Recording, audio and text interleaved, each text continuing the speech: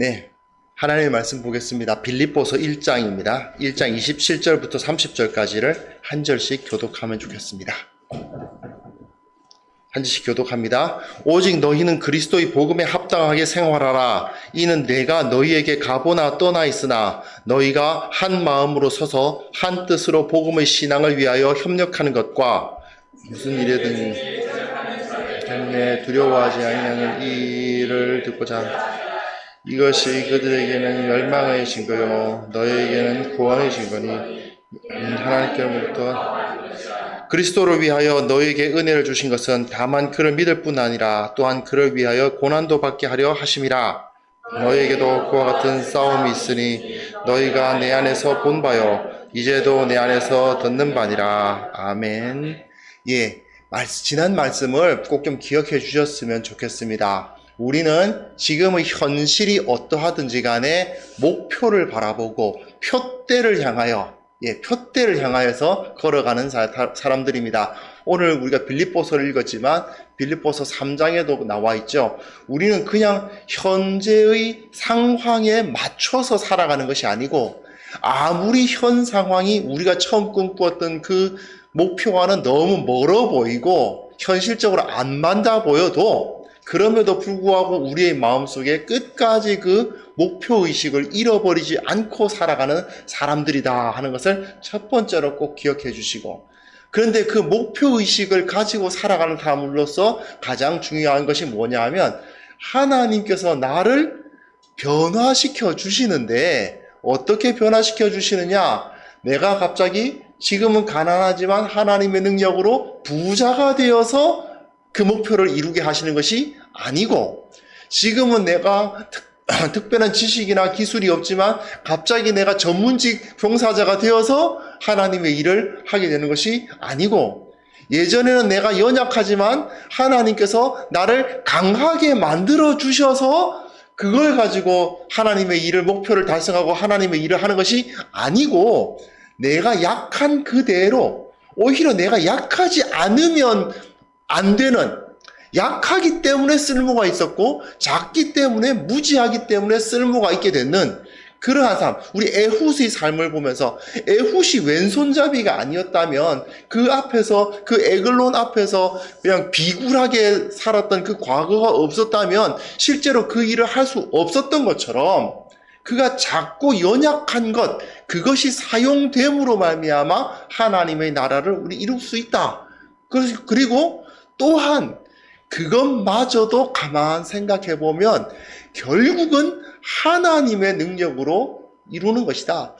내 주위에 아무것도 없는 것 같고 나를 도와주는 사람이 없는 것 같고 나 혼자 이 일을 한다고 나 혼자 표대를 향해서 나 혼자 목표의식을 가지고 살면 뭐하나, 그런 탄식감이 들 때마다 어차피 이 일은 내가 하는 것이 아니고 하나님께서 하시는 것이다.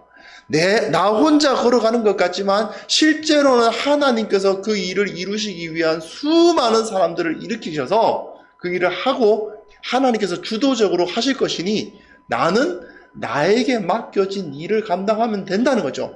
내가 약한 사람으로서 그 자리에서 이 일을 감당해야 된다면 약한 사람으로서, 내가 어떻게 보면 가끔은 사회적으로 좀 높은 자리에 올라가야만 하는 상황이어서 그 높은 자리에 처한 사람으로서 그 일을 해야 한다면 역시 그 높은 사람으로서, 낮은 사람이건 높은 사람이건 강한 사람이건 약한 사람이건 목표를 가지고 나이 나된 그 상태 그대로, 그리고 어차피 이 모든 것은 내가 이루어야 되는 것이 아니라 내가 못 이루면 어떡하지? 내가 마치 잘못해서 모든 일이 잘못되면 어떡하지? 그런 걱정할 필요 없이 어차피 하나님의 능력으로 우리의 일은 이루어진다. 그것을 꼭 기억해 주셨으면 좋겠습니다. 그것이 하나의 대원칙이라고 할 수 있습니다. 그리고요, 또한 그럼에도 불구하고, 그러니까 하나님이 다 하시니까 나 아무것도 안 해도 되지, 그건 아니지 않습니까? 반드시 우리에게 맡겨진 바가 있겠죠. 당연히 우리에게 맡겨진 바가 있고 주도적으로 뭔가를 해나가야 됩니다. 하나님의 인도하심을 받는다는 것이 그냥 가만히 있으면 하나님이 나를 질질 끌고 가실 것이다, 그건 아닙니다. 하나님께서 분명히 나를 이끌어 가시면 내가 내 다리로 일어서서 내 팔로 일을 해야 되겠죠. 그럼 무슨 일을 해야 되는가? 어떻게 일을 해야 되는가는 오늘 본문 통해서 첫 번째 생각을 한번 해봤으면 좋겠습니다. 바로 오늘 본문에 보시면 27절 보시면요. 오직 너희는 그리스도의 복음에 합당하게 생활하라 라고 되어 있어요.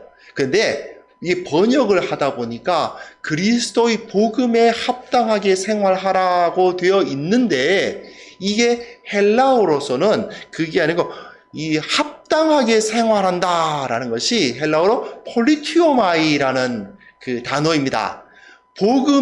그리스도의 복음에 폴리티오마이 해라 이렇게 되어 있거든요. 그게 무슨 소리냐면 이게 폴리티오마이란 말은 폴리스란 말에서 나온 말입니다. 폴리스가 어디서 들어보셨죠?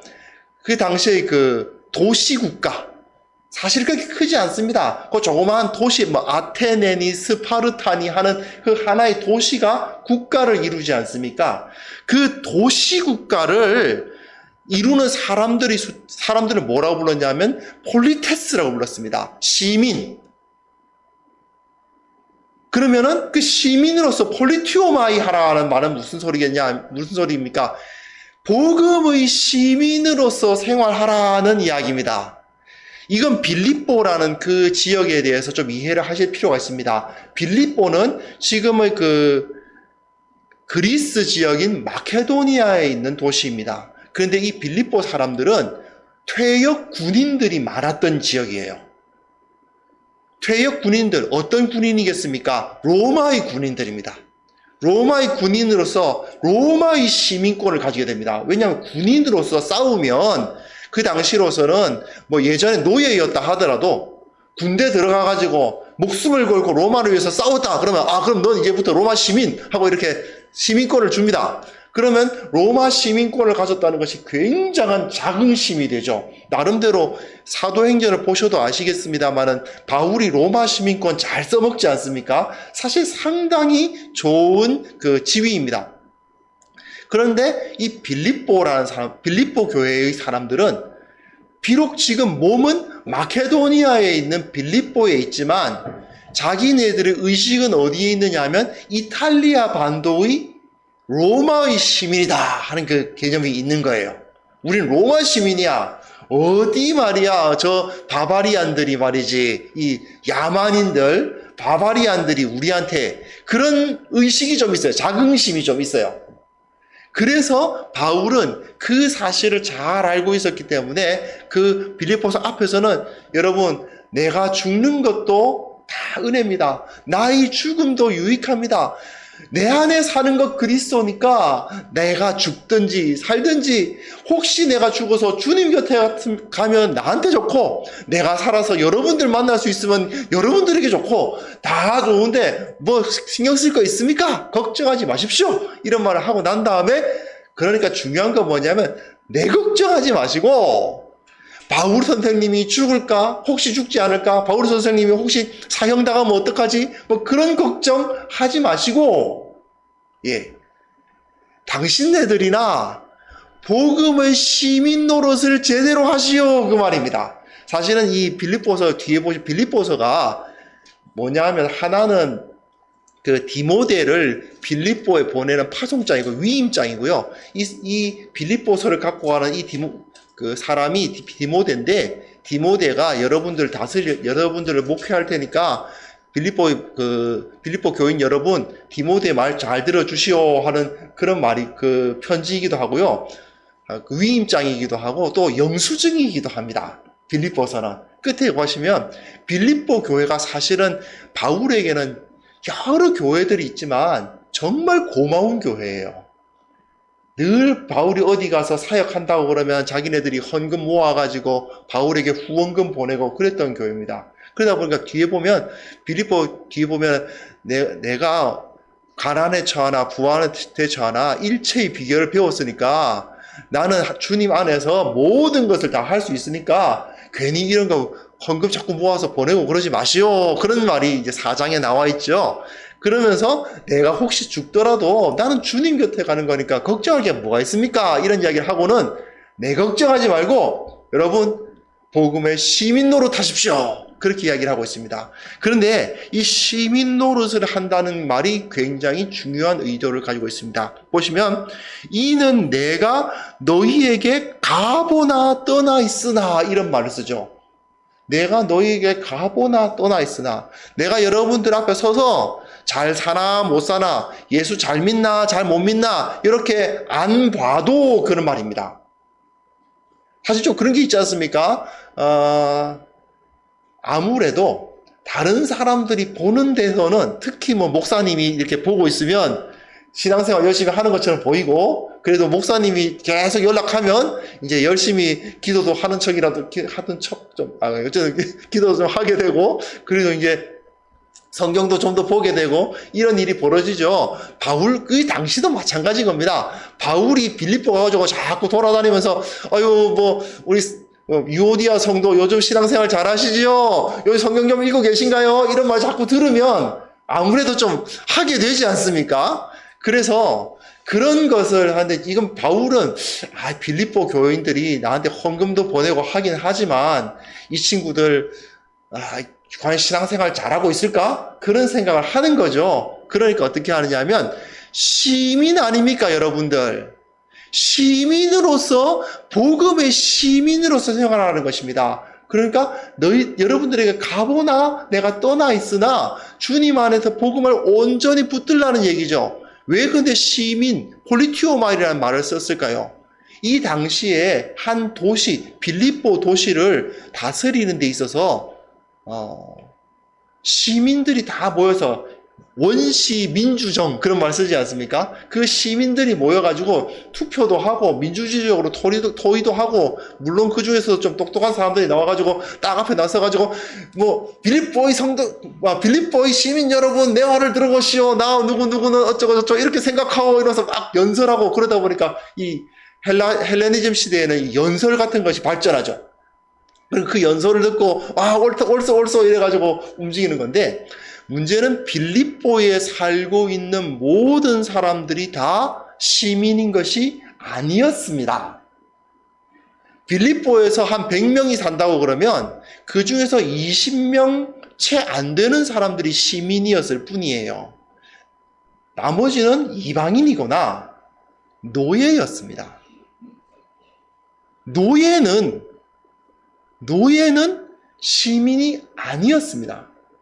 그 도시를 이끌어 나갈 때에 어떤 문제가 생깁니다. 예를 들어서 가장 큰 문제는 뭐냐면 전쟁이겠죠. 워낙에 전쟁이 잦으니까 옆에 도시국가에서, 옆에 폴리스에서 우리 폴리스를 공격해온다, 그런 말이 들면, 소리가 들리면 사람들이 모입니다. 상비군을 갖고 있는 것이 아니고 모여서 우리 저 사람들한테 돈을 바치고 화친을 할 건지, 아니면 모여가지고 같이 맞서 싸울 건지, 그런 것을 의사결정을 해야 되지 않겠습니까?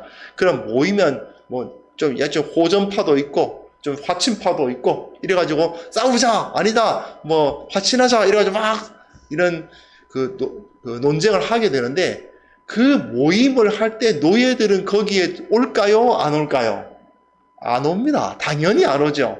노예들은 그 시민들의 결정을 따를 수밖에 없습니다. 그리고 또 노예들은 어떻게 보면 그게 편합니다.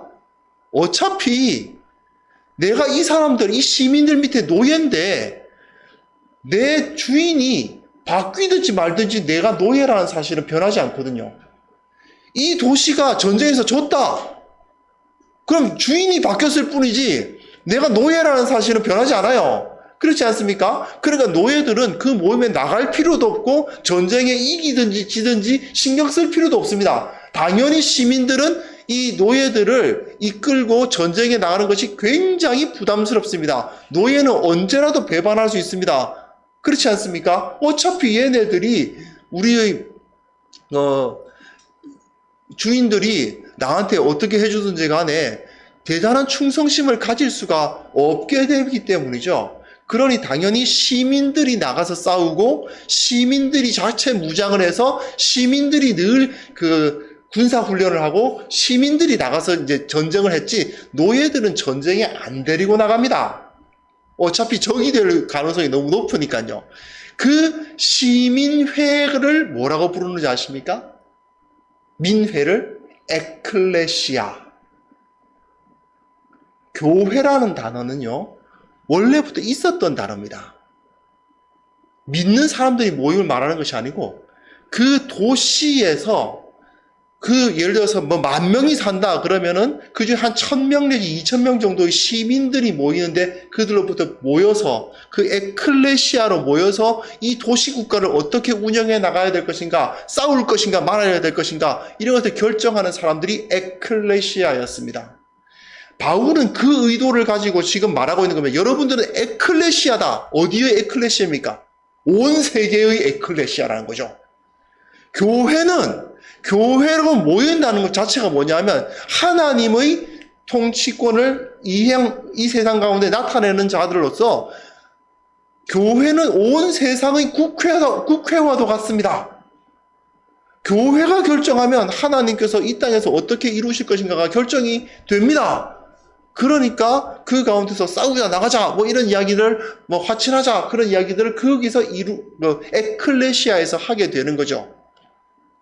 여기서 시민으로서의 상황할 때 이 시민은 어떻게 해야 되겠습니까? 나오시오, 같이 싸우자 해야지 길질 끌려 나가서 싸우는 사람들일까요? 그 사람은 시민으로서의 자격이 없는 것입니다. 시민은 이 빌립보라는 도시를 이끌어 나가는 데 있어서 한 축을 감당해야만 되는 사람들입니다. 같이 전쟁이 나면 목숨을 걸고 같이 싸우러 나가야 돼요. 그 당시로서는 국가가 무기를 제공해 주는 게 아니에요. 자기 무기는 자기가 사서 나가야 됩니다. 그러한 시대에 이 폴리스가 망하면 내가 지금 나의 시민으로서의 지위도 잃고 내가 가지고 있는 기득권을 다 잃기 때문에 내가 내 목숨을 걸고 나가야 된다. 이런 생각은 노예들은 안 합니다. 노예들은 전쟁 났나 보다. 혹시 주인 바뀌나? 바뀌면 좀 좋은 애들이 이겼으면 좋겠다.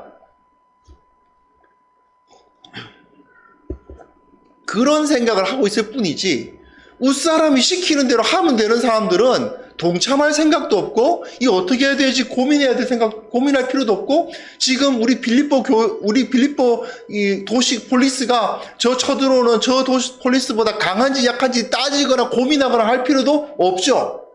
가만히 있으면 됩니다. 시키는 대로만 하면 돼요. 하지만 바울은 이렇게 말하는 것입니다. 여러분들은 하나님 나라의 시민입니다. 사도 바울이 와가지고 성경 읽으시오, 기도하시오, 예배 좀 드리시오, 경건하게 사시오, 열심히 잔소리하면 그 잔소리대로 따라가는 노예가 아니고 여러분들은 시민입니다.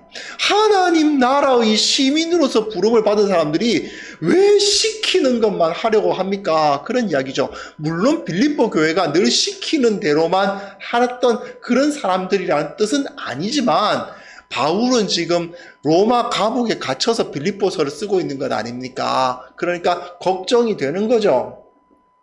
혹시 가르치는 사람들이 좀 안 가고 바울이 자리가 비고 그럼 이 사람들이 나태해지지 않을까? 신앙생활 놓지 않을까?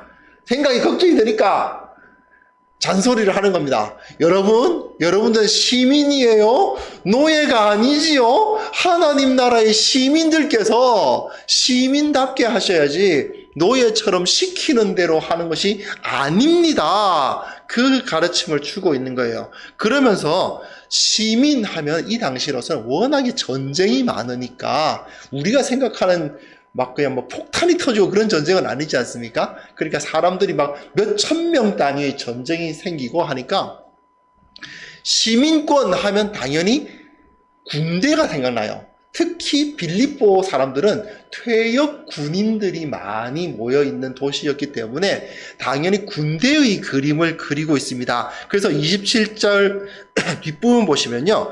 너희가 한 마음으로 서서라고 되는데 stand firm, stand 영어로 보면 stand firm, 확고하게 서서 같은 영어로 stand firm, 같이 서서라고 되어 있습니다. 이것은 당시 로마식 전쟁의 그림을 딱 그려줍니다.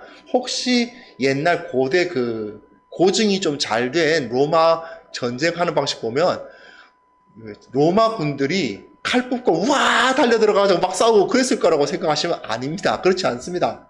로마 군들은 그 당시 자기네들과 전쟁을 했던 다른 민족들의 게르만족에 비해서 키도 작고 아무래도 좀 힘도 약합니다. 그러다 보니까 싸울 때에는 조직력으로 이깁니다.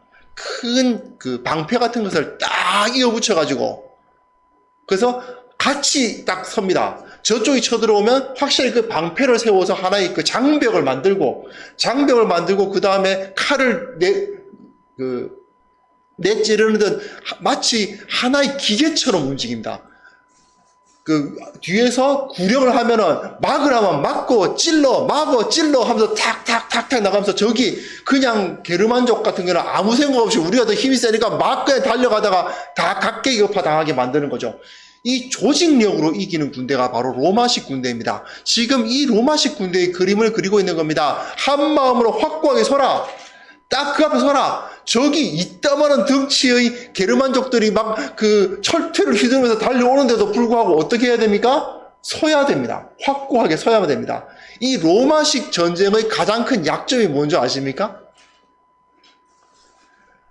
방패를 들고 쫙 장벽을 만들어서 딱 섰는데 한 사람이라도 배반하면요.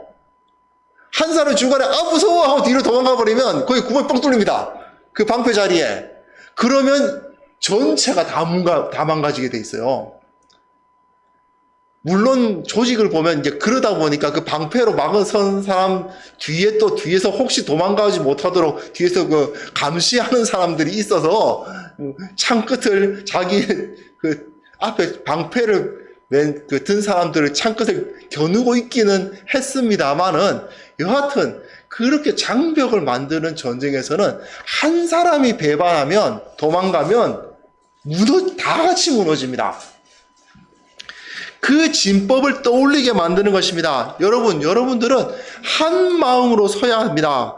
한 뜻으로 복음의 신앙을 위하여 협력해야 합니다. 같이 붙어 있어야 된다는 거죠. 그 한 대열을 이루고 서 있지 아니하면은 같이 무너진다는 의식을 그 당시의 빌립보 교회의 그 퇴역 군인들은 이 말만 들으면 금방 그림이 딱 그려지는 겁니다. 그렇지.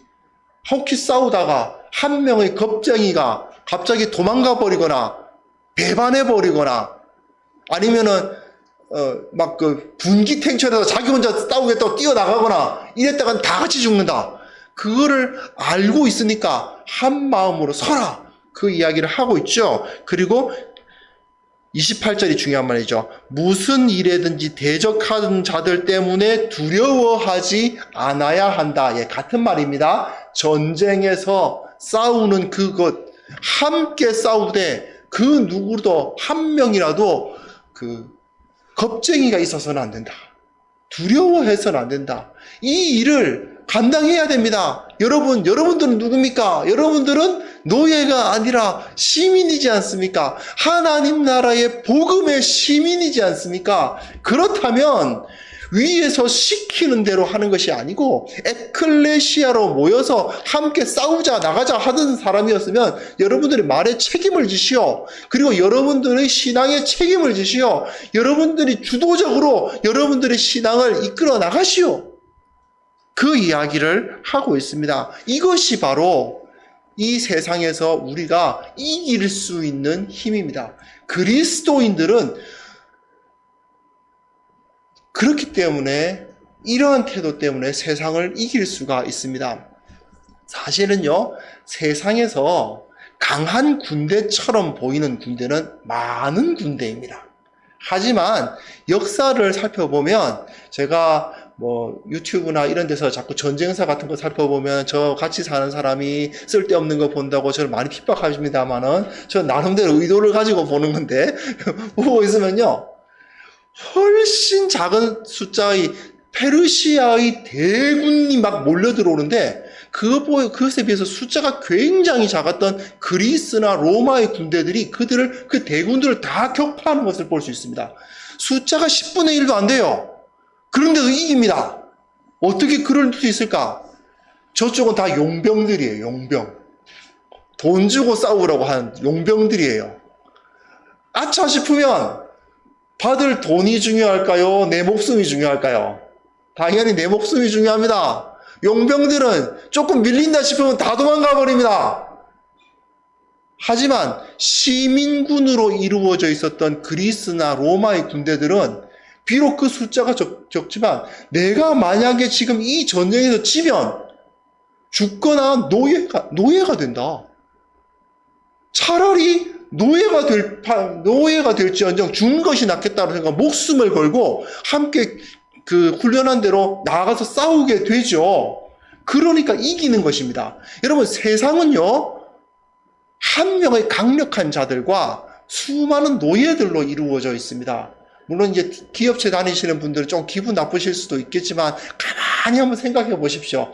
옛날에 그 주인이 노예를 많이 부리고 있었던 그 시스템하고 지금 그 소위 말하는 CEO 또는 오너가 직원들을 많이 부리는 시스템하고 가만 생각해 보면 물론 그 직원이라는 지위와 노예라는 지위가 좀 다르긴 하지만 뭐 예의를 갖춘다든지 또는 어떤 권리라든지 이런 것이 좀 나아진 것은 사실이지만 그러나 근본적으로 따지면은 노예를 다루었던 시스템하고 크게 달라진 건 없지 않습니까? 위에서 명령하면은 가는 거예요. 그렇죠?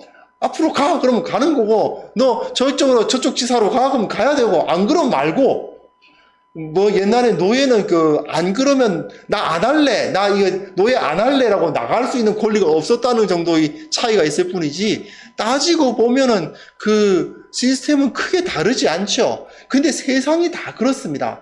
세상의 시스템은 자발적으로 참여하는 자기 주도적인 자기가 인도해 나가는 그러한 싸움을 싸워 나가지 않아요. 그러나 하나님의 나라는 그렇지 않습니다. 하나님의 나라는 모두가 함께 싸워 나가려고 하는 사람들입니다. 한 명의 가이드가 깃발 들고 이리 오세요 그러면 절절절절절 따라가는 그러한 가이드 여행이 아닙니다.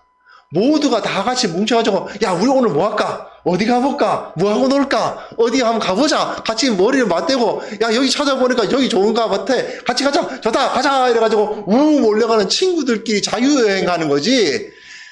패키지 여행처럼 깃발 들고 가이드가 다니면 그 패키지 여행처럼 졸졸졸졸 따라다니는 그런 여행이 아닙니다. 우리의 싸움은 한 명의 그 강력한 사람들의 말을 듣고 그 앞에서 노예가 되어가지고 혹시라도 내가 같이 안 싸우면 내 뒤에서 칼을 찌를까봐 그래서 싸우는 것이 아닙니다. 우리는 모두 한 사람 한 사람이 하나님 나라에 동참하고자 하는 마음을 가짐으로써 싸우는 것이 바로 영적인 전쟁이라는 것입니다. 그래서 바울은 29절 30절에 보시면 이런 말을 해요. 자, 내가 지금 로마 감옥에 갇혀 있습니다. 많이 어렵습니다. 어려운 건 사실이고 여러분들도 내가 어려울 거라고 생각해서 이렇게 헌금도 모아서 나에게 보내준 걸로 알고 있습니다. 고마운데 여러분들도 어차피 싸움을 같이 하고 있지 않습니까? 나도 여기서 복음의 싸움을 하고 있는데 여러분들도 싸움을 하고 있지 않습니까? 그러면 여러분들이 그 싸움 가운데에서 함께 그 싸움을 감당해 나가 주십시오. 그 이야기를 하고 있는 것이죠. 앞에 선 사람이 앞으로 그러면 가고 여기서 그럼 서는 것이 아니고 우리 함께 싸워야 한다. 우리 함께 여기서 어떻게 하든지 나아가야 된다라고 서로 마음을 모으고 머리를 모으고 함께 대화하고 함께 의견을 나누는 그 민주정의 시민군의 모습이 바로 교회라는 것을 여기서 우리는 살펴보아야만 합니다. 교회는 그렇기 때문에 언제나 한 사람의 스타가 있을 수가 없습니다. 한 사람의 스타가 나타나서 그분이 앞으로 그러면은 교회 따라서는 어떤 10,000명, 20,000명, 몇만 명 되는 교회도 한 사람이 그러면 다 움직이고요. 그런 교회들이 있는데, 참 성경적으로 그렇게 이상적인 모습은 솔직히 아니죠. 교회는 시민군이어야 됩니다. 시민군의 숫자는 오히려 그 수많은 용병들로 이루어져 있는 군대보다 적을 수도 있고요. 그 위용은 아무래도 부족하고요. 시민군의 처음에 섰을 때는 언제나 두려워 떤다는 말이 늘 있어요. 상대방이 이따만한 막 수십만 명의 대군을 이끌어 오는데 시민군들은 기껏해야 한 몇천 명 이러고 있거든요. 그러니까 못 이길 것 같아서 덜덜덜덜 떨지만 앞에 나가서 보통 보면 나오죠. 한 사람이 여러분 우리가 잡혀서 노예가 될 것입니까? 이러면은 안 된다! 이래가지고는 우리의 자유를 목숨을 걸고 지켜야 되지 않겠는가? 이런 얘기를 하면은 이제 시민군들이 와! 하고 싸우죠. 예. 그게 바로 우리들 그리스도인들이 마땅히 가져야 할 자의식입니다. 우리는 결코 한 사람이 시키는 대로 살아가는 것이 아니고 이 전체 우리 도시가 어떻게 운영되어야 될 것인가를 자체적으로 생각하고 성벽이 좀 약한 것 같아. 야 우리 성벽 좀 더 높여야 되지 않겠냐? 아 우리 좀 지금 경제적으로 좀 문제가 있는 것 같아. 우리 경제 문제를 좀 논의해 봐야 되지 않겠냐? 이러면서 서로 함께 대화하고 함께 고민하고 함께 토론하면서 노예가 아닌 시민으로서의 삶을 살아가는 것이 바로 그리스도인이라는 사실을 우리는 다시 한번 기억하고 그러한 동참, 자발적인 동참을 이루어낼 수 있어야 됩니다. 여러분, 교회는 함께 서가는 것입니다. 가끔은 교회의 대표 한 명만 딱 세워놓고 나머지 교인들은 아무것도 안 하는 경우도 가끔 있어요. 어떤 교회에서는요, 어떤 교인들을 만나면요, 그 자기네 교회에 대해서 굉장히 자부심을 표현합니다. 그래서, 그러십니까? 그런데 가만 보고 있으면 별로 그렇게 자기 자신은 그렇게, 신앙생활을 잘하는 것 같지 않아요. 그런데도 우리 교회 목사님은요, 유명한 분이세요. 우리 교회 목사님을 존경한다는 목사님들이 얼마나 많은지 몰라요. 근데 저는 묻고 싶어요. 그러시군요. 근데 집사님께서는 신앙생활 잘하시나요? 이런 거예요. 학교 다니는 친구가 우리 학교 고등학교 때 이런 친구들이 있었어요. 야 우리 학교에서 서울대를 몇 명이 갔어. 야 우리 교회 서울대 10명 넘게 갔어. 와 우리 교회 우리 학교 좋은 학교네. 너는 난 떨어졌지. 뭐 이런 경우예요. 자기는 대학 못 가놓고 우리 학교에 서울대를 몇 명 갔고 스카이대학에 몇 명 갔고 막 자랑을 하고 있어요. 어차피 자기는 공부 못하면서.